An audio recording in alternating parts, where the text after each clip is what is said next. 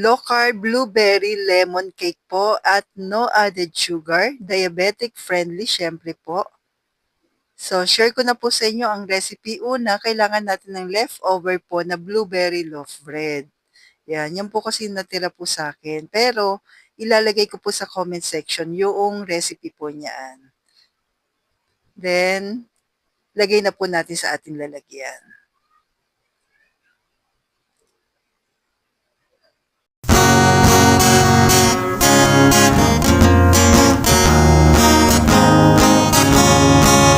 Ang tindahan, low carb essentials ay kumpletong matatagpuan. Katulong mo sa pag-ayos ng iyong kalusugan. Marami kang pagpipilian sa grindahan.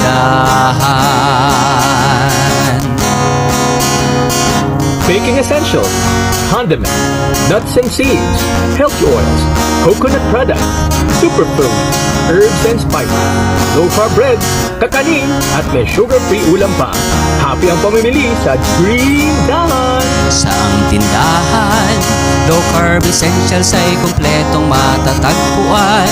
Katulong mo sa pag-ayos ng iyong kalusugan. Marami kang pagpipilian sa Green Dahan.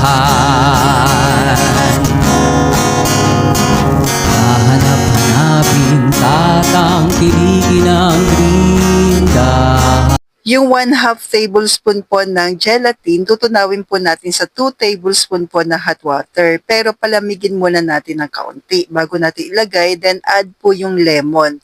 Yung lemon po ito ng isang buo po Yung pinakakatas niya ng isang buong lemon. Then haluin lang po natin maigi.